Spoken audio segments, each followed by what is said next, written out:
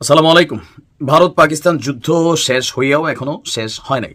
মানে এটা একটা পোস্ট অবস্থায় আছে, যে কোনো সময় শুরু হওয়ারও শঙ্কা আছে। বিশেষ করে ভারতের প্রধানমন্ত্রী নরেন্দ্র মোদীর অপারেশন সিঁদুর নিয়ে যে বক্তব্য, এরপরে কিন্তু বিরূপ প্রতিক্রিয়া দেখেছে পাকিস্তান।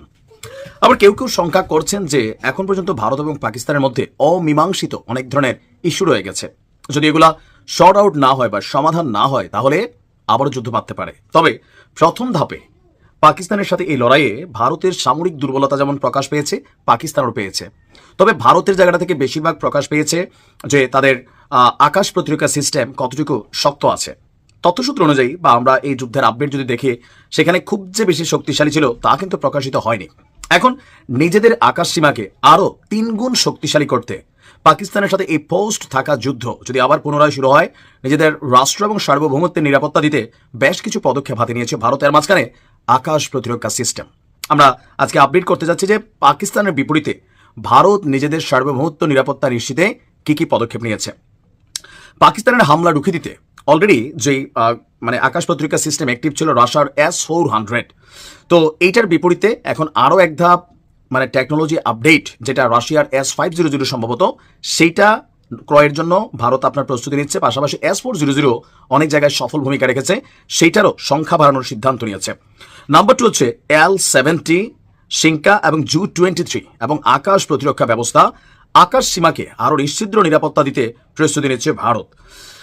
আমরা যদি একটু দেখি, আপনাদেরকে তথ্যসূত্র অনুযায়ী যদি তথ্য দেই যে কি কি আপডেটে যাবে।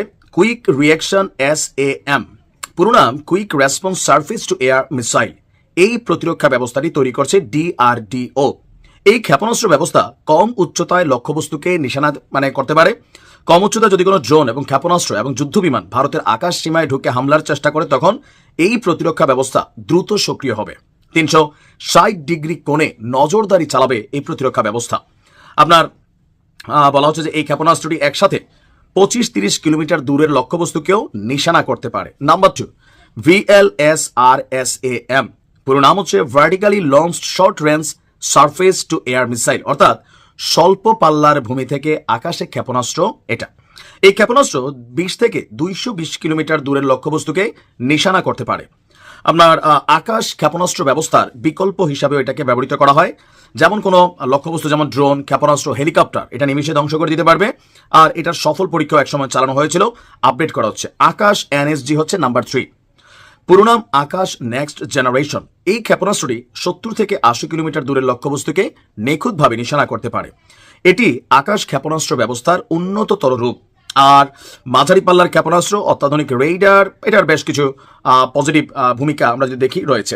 এর পাশাপাশি রাশিয়ার তৈরি S-400 পরবর্তী যে ভার্সনগুলো আছে, সেগুলো আরও বড় আকারে কেনার উদ্যোগ নিয়েছে ভারত। এমনকি খুব দ্রুত এগুলা শিপমেন্ট হবে, আপনার এমন তথ্যই ভারতীয় মিডিয়া দিচ্ছে। কারণ পাকিস্তানের সাথে আবার যদি যুদ্ধ হয়, তাহলে নিজেদের যে দুর্বল দিকগুলো খুঁজে পেয়েছে, যে আকাশ সীমা নিরাপদ না, সেটাকেই নিশ্চিদ্র নিরাপত্তা দিতে ভারত আরও বড় রকমের পদক্ষেপ হাতে নিয়েছে। বিপরীতে পাকিস্তানের অবস্থান কি, সময় বলে দিবে। ভালো থাকুন।